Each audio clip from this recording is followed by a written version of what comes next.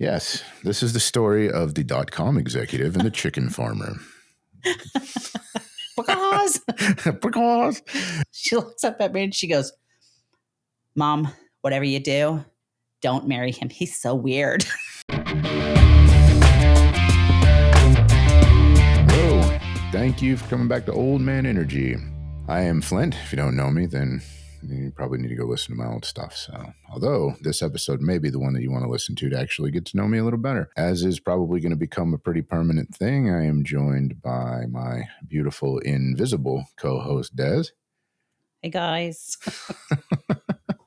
She don't want to be on camera, but she's definitely helping keep me from rambling on and going off on tangents and just keep focused and maybe keeping the conversation compelling and interesting. So if this is your first time here, we're glad to have you. If you're coming back, we're very glad to have you.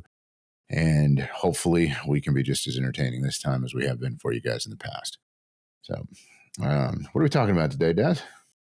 We can talk about whatever. I don't know. We haven't told our story yet. Why don't we start with that? From the beginning? Well, I don't know. You start with an anecdote and we'll just go back and forth. How about that? I used to be a chicken farmer. Yes, this is the story of the .com executive and the chicken farmer.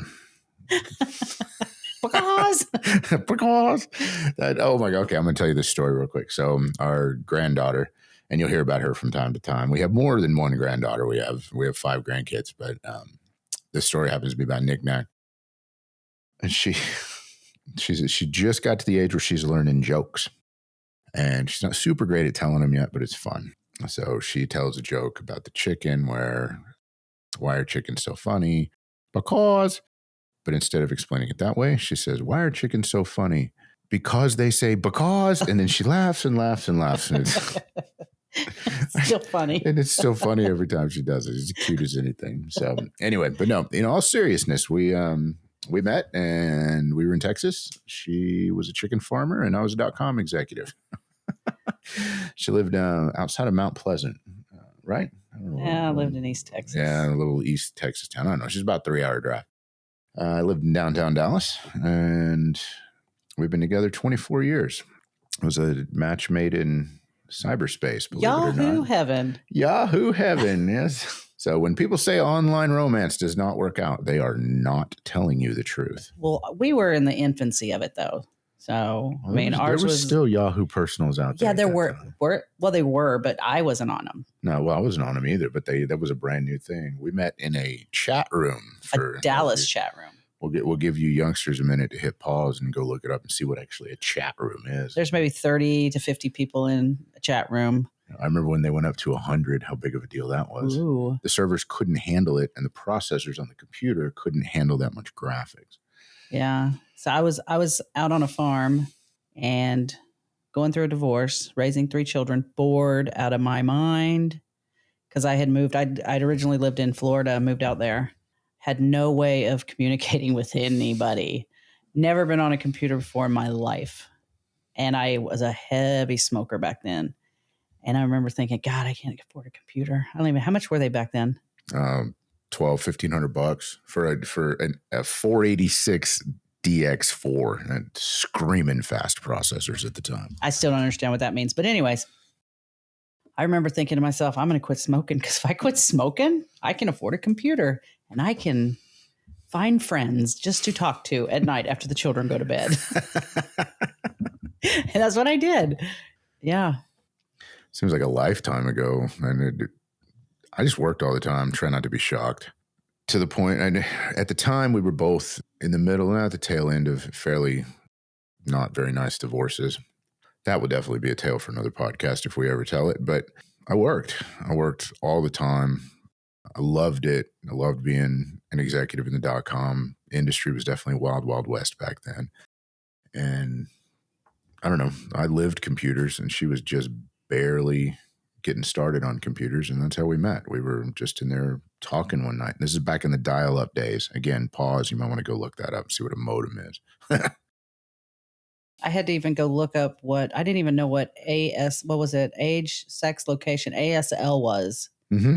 And it was you'd ask people that. I didn't know what that meant. And in the chat room, you could have side chats. So you could have the main chat room, which is all text-based. It wasn't, you might want to equate it to Facebook, but it nothing like Facebook. It was just all text-based. It was a bunch of lines of words coming up and down.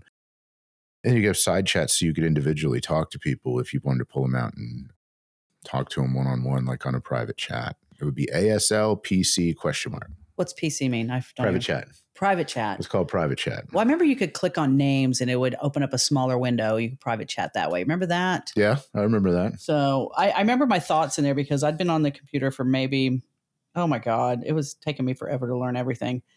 All I remember is all these people would send me people were raunchy back then too. Oh yeah, people haven't changed all that much. No, but I mean, I wasn't accustomed to that. I mean, well, you were a chicken farmer. So I remember going, wow, these are some weird, nasty people in here. And I was like, this is not what I'm looking for. And back then it wasn't like you could go and like look up a certain room to like, okay. So even if there was a certain room, like moms that want to talk, there'd be 100 men in there wanting to talk to these moms. Like 5 women and 100 men. It hadn't changed. So you'd have to just try to find people that was like-minded just to talk to and have a decent conversation with.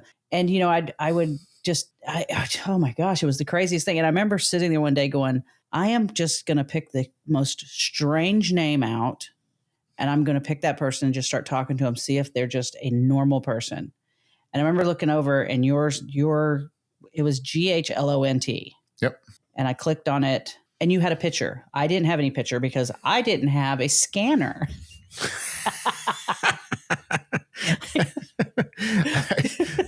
And I had 2 Yahoo logins at the time because I ran tech support department and R&D for the A-Open manufacturer in Dallas at the time. And I would use the 2 different Yahoo logins to test computer modems to communicate with each other. So I had one that was Flint Rock, which I still use to this day everywhere with PH. But I also had GHLONT, and oh my God. Big nerd. Get ready for this. Oh my God. Anyway, so it was spelled phonetically like GH out of tough, O from shun. Anyway, it was it's from an old episode of the Adam West Batman series, but you'll figure it out. 24 years later, I still don't, I mean, I understand it, but I still look at him like he's got 3 heads. But anyways. So we were testing new, and webcam technology was brand new at the time. And I had one and we were doing some R&D on it and making sure that the computers we were building were able to support it because we had an order. And so I had to send a picture and I was like, okay, cool. So it was me at work taking a picture. And then I was like, hey, okay, nobody else has a profile picture. So now this is a new technology because before you could choose an avatar, couldn't put an actual picture. So this is brand new. It was like a week old. So I put the picture up there. I didn't even have an avatar. I don't even know I didn't have anything. It was done. How late was it? When did you send me that? I was after the kids went to bed because I had to do all the stuff around the house. And then it was a weekday. I remember it was a weekday because I put the kids to bed. Anyways, I was looking, I was like, oh, that's a cute pic. And I was like, he doesn't look so weird. I could look back look back at the picture now. Oh my God. we're gonna have to pull that picture up and find it. I don't even know where to go to. It's in our closet, guys, because I think we printed it out one time. Oh my God. I know I don't have an electronic copy of that anyway. Actually, if I could get in my old MySpace, I might have a copy of that. I don't even know. I refused to take pictures of myself. We talked for like 3 months and we just hit it off. Neither one of us were weirdos. We weren't asking about any kind of sex we were literally just wanting to talk to somebody that was intelligent and could hold a conversation. Yeah, I'm gonna expand on that just a little bit. And back then it wasn't that different. And the point that we were at in our lives, and we did not know it at the time that we started talking, but the point that we were at in our lives is just like, look, not only am I bored, I'm lonely, because whenever you go through that level of life changing, I mean, she was isolated because she was a chicken farmer, but I'd lost all my friends. I mean, I had a couple that were still friends, but when you've been a couple and you've identified as a couple for a long time, especially if it's a toxic relationship, you don't realize how many friends you don't have at the time and how you're just not looking for that physical connection. We just wanted the mental connection. So she sent the cute picture, or she did the comment, and we started talking.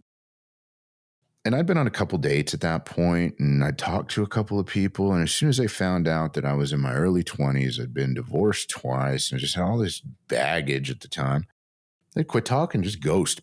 And it wasn't a term back then; it was ditch. That was the term back then. They just ditch you. You were 24 when we first started talking. I was 24, so I was like, screw it. I might like talking to this gal. And I just remember we hadn't talked much, but I was just at the end of my rope. I was like, I'm done. I don't even want to start a conversation if she's going to just ditch me. So I typed out 3 or 4 paragraphs, gave all my backstory, said specifically, I wasn't looking for a hookup or anything else. I was just bored, wanted to talk to somebody. Well, we were 3 hours apart too. Yeah, we were about, but the internet didn't take 3 hours to communicate back then. It was still pretty fast. No, it's not like, meaning you weren't just right down the street. It wasn't like, hey, let's hook up. That's not what we were looking for. And that's. True. That it makes was safer. I mean, because, back then people didn't lie where they live. They just told the truth. But yeah, then too, everybody told the absolute truth back in the day. I was naive as hell. I had no idea. Go ahead. That's actually part of the story too. It's freaking hilarious. So anyway, I sent that to her. Nothing for 20 minutes. I'm like, well, crap. It must have worked. Damn it. Anyway, nothing. So I hear the little chime go off a few minutes later. And I think I was still at work at the first time we were talking, or when I know I was still at work when I sent this message, and I hear the chime come up, and I got 3 or 4 paragraphs and said, oddly different story, but basically the same thing. I've got 3 kids. I've been married. I'm in a divorce. Not looking for anything. I just want somebody to talk to. Yeah. And if you're just looking for a hookup, conversation. Same thing. And I was like, okay, I'm good with that. So I responded to her and I said, okay, that's fair. I thought you ditched me. You're an idiot. Tell me why it took you so long to respond. Well, let's go back. So I had just bought the computer and I didn't know what I was doing. I was typing with 2 fingers. I can type like a beast now, of course, but I was literally typing with 2 fingers. And I hadn't even read what he had sent because I was still typing. And it was very much a relief that we both were looking at it the same way. And we had talked every day for like 3-4 months. Yeah, it was a long time before we ever actually met in person. And I remember he came on one time. We were talking and we're just talking back and forth. I was telling him about the kids. He was talking about work, and I said, well, what are you doing this weekend? And he says, actually nothing. I'm off. And he says, what are you doing this weekend? I said, the boys had football games and I was going to the football games. They were playing, I think it was Casey. How old is he? He was 12. No, it was Kyle. Was it Kyle? It was Kyle. He was 6, 7. Pop Warner. And I was like, well, he's got a football game, so I'm going to that. And I said, do you want to drive over and come to the football game? Yeah. So I was like, that's a safe place. I'm going to be with all of our friends. He's not going to know where I live. We're going to meet at a different, a place, somebody else's place. We'll go to the football game. Yeah, she sent me to one of her best friend's house for safety. You were going to kill him. You're going to kill her, not me. So I was hey, like, sweetheart, if I'm going to send this internet dude I just randomly met to your house in case he wants to kill people. How did that conversation go exactly? Well, she was a little weird, so she was up for it. But you remember her story. But I was like, this will be a safe thing, and we really, really just enjoyed each other's company. And he came to the football game, and he met at the friend's house, which she's a whole nother story. I haven't even talked to her since we left Texas. That's been 25 years ago. Before we get too far along, it was rare for me to have a day off. And I don't think she believed how much I worked. So when I told her I didn't know what I was going to do, it was the first Saturday I'd had off and as long as I could remember. I really didn't know what I was going to do. Now, there was a big part of me that wanted to meet her too, but it was not false pretenses. Had I even shared a picture with you? I think, I had. I think you had. Because you went and got a scanner. I went and bought a scanner. I had to do remote tech support to help her set the scanner up. It was one of those big, long scanners that would hold, like, what's the long paper, the legal paper? It was an 8x14 flatbed scanner. Yeah. That's all there was. I mean, what did you want me to do? So I went and bought one of those. And prior to this, I had the divorce I was going through, the relationship, the marriages I was in. I was a hot mess. I was so depressed. I'd moved from Florida to Texas with him. It fell apart. We had kids and it was just crazy. And I gained so much weight. Plus I was living on a farm and everything we ate was fried. And sweet tea. I look back now, I was pretty overweight. I wasn't anything like I was recently, but I was 28 years old. I was pretty hefty back then. So I refused to take a picture until I lost weight. And I was going through the divorce diet, so I was losing it pretty quick. So, anyways, I took a picture, finally put it on there. And met at my friend's house. He came there and we met and we went to the ball game. I got to her house and I pulled in and she's standing, I mean, typical country house. She's standing behind the wooden screen door and looking out. I'm like, this is weird. I got out and she's just looking. She didn't say anything until I got all the way up to the door and she goes, oh, she's going to like you. Oh, geez. I was like, what the hell? So looking back now, he was pretty scrawny. I was skinny as hell. What are you talking about? I was scrawny. also on the divorce diet and it was not pretty. I didn't eat. You were very mentally stimulating for me, which made me you were exactly what I needed at that time in my life. I walked out and on the way to a weekend football game, I had my overalls on with a football jersey. It was jeez. You understand, at this point, we already liked each other a lot. Even though we were together we started talking with the exact, we're not going to hook up disclaimer, and we didn't for 3 months, but we already liked each other a lot. We did. We had really we had broke through some barriers that a lot of people I don't think people can do, but we did. And went to the football game, got to the football game, and my daughter, God, how old was she? 8? 8.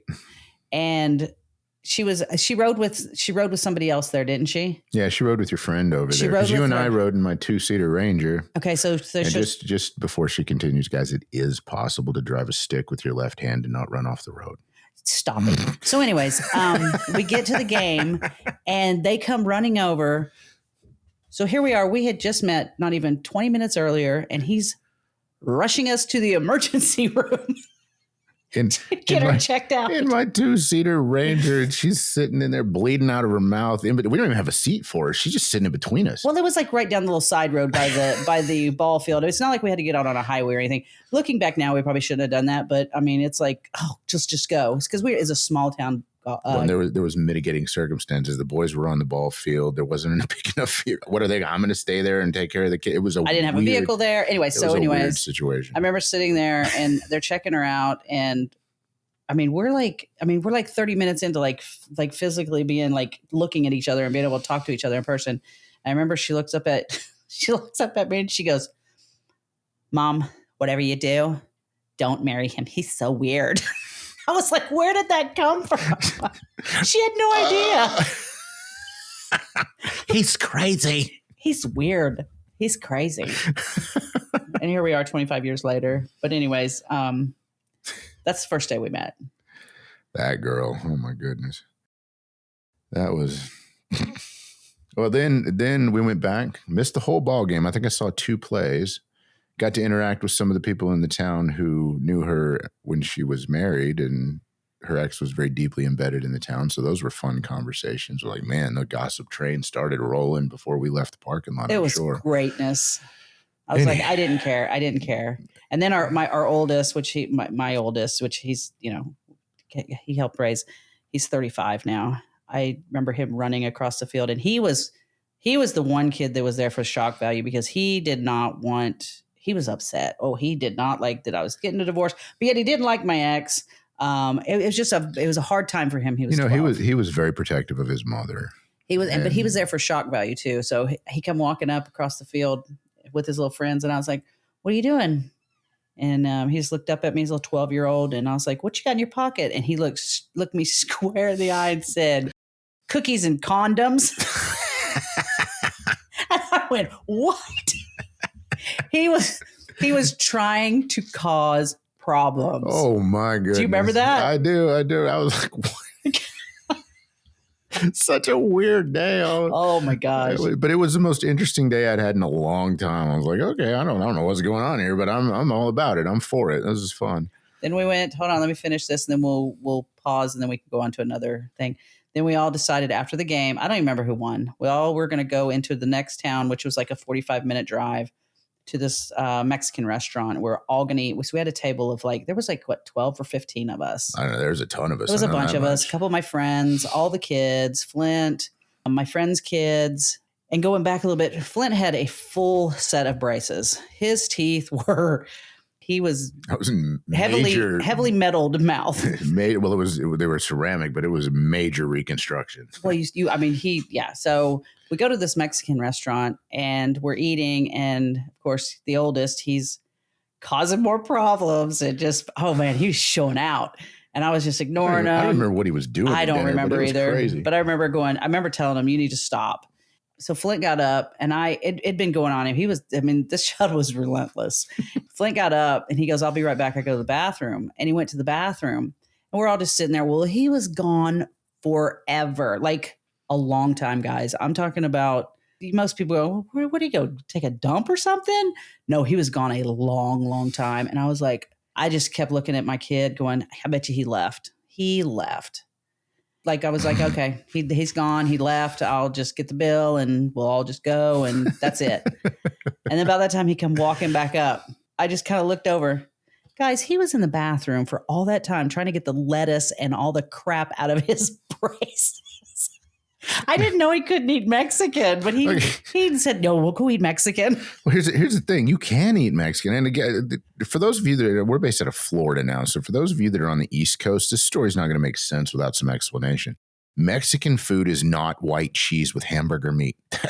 That's what we call Mexican food out here. But true Mexican food has lettuce and tomatoes and white cheese, and it's just got a bunch of stringy crap in it. My mouth was caked full. Like, I'm sure I looked like a hamster smuggling marshmallows. And it took a while to clean it out. I got out there. I didn't have anything to clean the braces out with. I'm like, what the hell? I look like an idiot. I'm sure you did. It was bad. It took me a while to get that shit out of there. I don't even remember, but I remember going, man, this is taking forever. He came back, though. Long story short, he came back. And we ended up spending the rest of the evening and all of us together. And then Casey ended up showing out later on that evening because you and I went somewhere.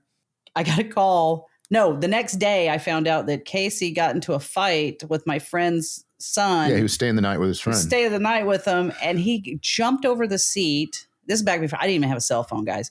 He jumped over the back seat and was beating the tar out of him in the front seat. He was showing out. And I looking back now, I mean, even then I was like, he's showing out because of all this. His mama's out talking to some guy. We had a good day and wasn't used to it. But here we are 25 years later. And almost 25 years later. Almost 25 years. 24 on October 12th. Sorry. Yeah. 24 next month. So that was the first day. Well, that's the first 4 months, 5 months. Most of that was the first day. Yeah. They were. I remember how much fun we had and how much enjoyable that was, and just I remember even then talking with her and going, this is going to make for a really fun story to tell later. And we've had some experiences like that here recently too, especially with the launching of the podcast and the transition of business and work to the Old Man Energy into the coaching group and the teaching and what have you. We've been doing a lot of stuff that we're not really good at, and it's very new to us. And it's very reminiscent of when we first got together, because we are taking this in the same manner that we took our relationships. Once we decided that we wanted to truly be together, we started moving quickly. And understand, I'm not meaning that we met and then we decided we were going to be in a long-term relationship and go from there. That's not what I meant, because we took our time, we got to know each other, really broke down a lot of barriers, because not only did we not have any intention of hooking up in that culture, neither one of us had any intention of ever getting married again. Never. I was very dead set again. I told him, me knowing that he was as young as I already had 3 kids. I was 20. Was I 28? 28. Yeah, and you were 28. I was 20. Yeah, I was 28 and he was 25. No, shoot. You were 29. Yeah, you were 29. I had turned 29 that following year. Okay, either way, guys, we're old. You're just going to fill the math in later. I mean, this was back. I didn't have a cell phone. We had a home phone. I just learned how to use a computer. I was not going to remarry. And I knew that we were liking each other. And I knew he was, but I remember looking at him going, you're only 25 years old. He has no biological children. I've got 3 children. I can't have any more children. And I'm never going to remarry, and I can't have children. So let's just have some fun. What is this? What are we going to do? We're friends. What are we going to do? And that was a really hard conversation to have, but I wasn't going to wait. Once I knew that I was starting to have feelings and stuff like that, I remember you looking at me and you're like, it didn't matter. It was a hard conversation for her to have. it was never a hard conversation for me. And I understand one of my governing principles, and one of the things that I always wanted to do was be a dad. But having biological children never really mattered to me. And I know that may not make much sense, but it's the truth. So not that I wanted to step in and be instant dad to some kids and I was out trolling for a single mom. That's not at all what It's it was. creepy. It does sound creepy, but it was hard for her to have that conversation. She broke down and she really, really thought she was just letting me go. I was okay with it because it was a decision, a major decision that you had to make. And I was not going to push somebody into something that had so much more. You could have had children of your own children. I mean, that's a huge thing for somebody to like look at somebody and say, you know what? I'm fine. I don't think I need children other than yours. I'm fine with this. That's huge. Yeah, I guess so. I mean, to me at the time, it wasn't. It was a matter of fact. Man, it's hard for me even to remember. I remember the emotions of that conversation. And I remember how hard it was for you. And I remember being a little confused as to why, because I'd already made my choice at that point, and I didn't exactly understand where you were coming from and why. And we've revisited that, not recently, obviously, but when we were early on in our marriage, we revisited that a couple of times and talked about having biological children. And is this important or is this not important? Which is ultimately why we ended up adopting. And man, we got a huge family. We got a great family. But at the time, it just felt right. I don't know how else to describe it. I mean, I knew I'd just fallen in love with you, and I know that I wanted to be with you, but it was the right decision at the time. And there was and you'll hear me and Des both talk about being all in from time to time. And I don't think people today truly understand the meaning of being all in. You hear the analogy about burn the boats to make sure you win the war. And there never really was any going back. Once we made that commitment to each other, I was there. And that's never been any different. And understand, guys, we've had our disagreements. We've had some pretty fundamental disagreements over the years too, but never to the point where it threatened that baseline of the relationship. And I think that's been there almost since the beginning, at least since the first year or so. How do you feel? Yeah. I mean, the stars aligned that day. The stars aligned. Ooh, that sounds like fun. I mean, how else will you coming from the type of person I am and I was then, I mean, I would have just soon chewed you up and spit you out. I was done. I wanted to talk to somebody and ended up falling in love with you, which you felt the same. It happened the same way. You don't believe in like fate or anything like that. So, but something aligned because. Well, and there's something to that. And when you say I don't believe in fate, I think when we get an idea of what we want in our head, our brain starts finding circumstances that support that and brings those opportunities to the forefront. They're always there. It brings them to the forefront. Explain about the difference between me at the time and the guys in your past that you dated. And I think that's really important for people out there to hear about, maybe not why you chose me, but about the difference in myself and the other guys that you'd either married or dated in the past. One of the things that I share with a lot of our friends and acquaintances when it comes to Flint and the type of man he is opposed to my 2 marriages prior, and it was along the same lines of, I'm just going to pick the weirdest name and I'm going to talk to him. I remember in my brain going, I think my mind is telling me what type of man I want and what they look like and what they do and all this other stuff. And it's not working. I'm going the total opposite of what my brain is telling me by everything, absolutely everything. And I did. And it was so funny because once we got to meet, you were the total opposite of everything anybody I've ever dated. You were, opposed to like military men. I mean, I went through that stage, and then my ex-husband, he was out of the military. He was a chicken farmer too, but he was an old country boy. My first husband, old country boy. And here you are when I met, you're wearing suits and tie to work, and you were extremely intelligent. And I was like, I don't know if I can do this. I'm very country myself. But you were the total opposite of anybody I've ever dated or thought I would have ever been attracted to. And I think that was where the attraction came from. I mean, I like the way you look. I meant the intellectual part of it. It was like, there's something here. And I tell our friends that too. I was like, said, you might think you know what you want, but maybe just flip the script and get out of your comfort zone, and maybe you'll find who you're looking for.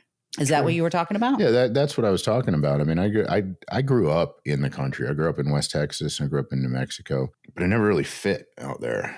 You did not have a pair of overalls when we met, and I went and bought you a pair. I moved to the. Do you remember that? I moved to Dallas Fort Worth right after high school. I mean, I went to a couple semesters of college, and I was done. I moved to the city, and I fit in so much better. And then being an executive and suit and tie guy, and I grew up not only poor, but poor in blue collar towns. So I knew what I didn't want. And so I embraced the city and the executive lifestyle, and I loved it until I didn't. And I mean, I don't look at it now, but at the time I was very, very corporate. I know that the girls, and I call them girls, I mean, I guess they were women at that time, but the young ladies that were around me at that time, they were just shallow. They were superficial. There just wasn't a lot to pick from there. I mean, there's got to be a little more substance there than just being pretty. So she was completely different than the pool of girls that were around that I was dating and talking to at the time. And it was very different. It was fun because after we got married, and after, I don't know, it was after we moved to Florida, but there was a lot of new experiences, even in Dallas, that she had with me that I got to have with her for the first time. And that was, there's a lot of power. So even though. Okay, you need to elaborate on that because you're making it sound really, really weird. Okay, I don't mean for it to sound weird. I mean for it to be, I'm getting a little nostalgic about it, but there was, the first time that she ever ate chicken wings, I took her to Hooters. Oh, I'd never been to Hooters, never eaten chicken wings. No, she never had sushi before. So got to experience that for the first time. I don't think she'd ever been to the theater before. So we got to do a lot of firsts together, a lot of stuff that when you live in the city, you take for granted. And when I moved to Dallas Fort Worth, I took full advantage of all of that. I loved it. I loved that lifestyle just because it was different than what I'd grown up doing. And then getting to share those experiences again with her. And that's really the fundamental foundation to a relationship, in addition to the massive amount of communication that we had at the beginning. But then we had fundamentally different lifestyles and got to enjoy things together with her as a first time, which really helped me. I don't know. Had you ever been to the theater before? Are you talking about like when we went to like Stomp and Cats and all that? Theater, no, never. Theater, I mean, like I went when I was a kid for a field trip. We went and watched The King and I in Wichita. But I think I was like 8. Gotcha. So she'd never done anything like that before. No, never done anything like that. So I got to experience all of that again. And that's fun. And that helps bond you on a fundamental level. And it really, as guys, we want to be that person that brings those firsts into our significant other's life.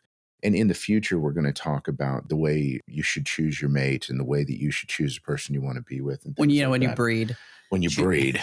You keep telling me to avoid talking about that. So, but I had to throw that in there. Wouldn't be right if I didn't. That's the fundamental reason people get together.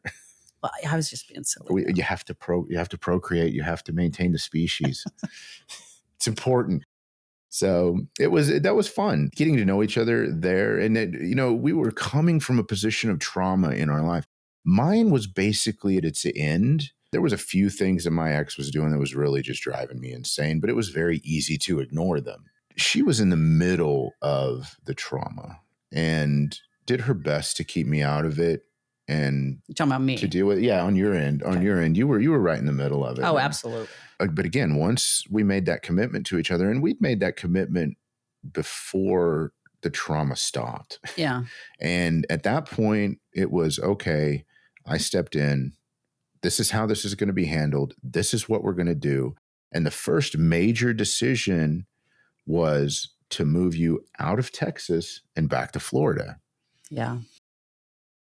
And she looked at me and she thought I was taking her away. I mean, she was grateful that I was getting her out of the situation, but she thought that was it. She thought I was bringing her back and going home, and then we were done.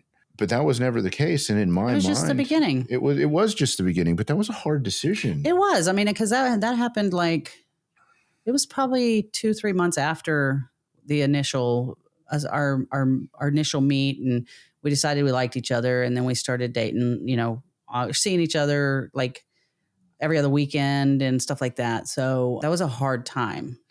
It was. It was the right decision. It Still stand was. by that it was the right decision, but it was a hard one. And I mean, I didn't want it. Now, at the time, I was traveling for work. So whether I flew into Florida on Friday or into Dallas on Friday didn't make a difference to me. But the emotional part of it is, oh, we only saw each other on the weekends anyway. And every other random Wednesday, if I drove out, We talked every night, it though. was visitation rights. I could drive out on a Wednesday if I wanted to. I had to get up at 1:45 in the morning to drive back to be at my desk by 7.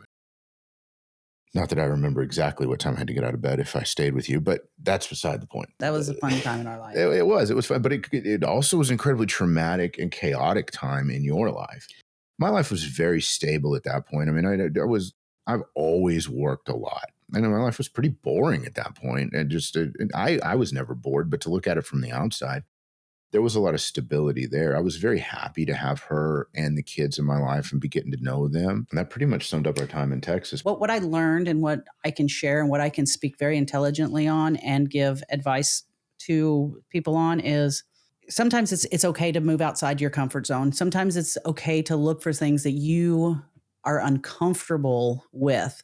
Like I never thought that he would be the type of guy that want to be with for the rest of my life. He was total opposite of any guy that I had ever dated, the two I'd been married to. I'm telling you, the total opposite. Communication was key. We had opened up a line of communication in the very beginning when we became friends, and it's never stopped. We can sit for literally hours and talk about absolutely anything.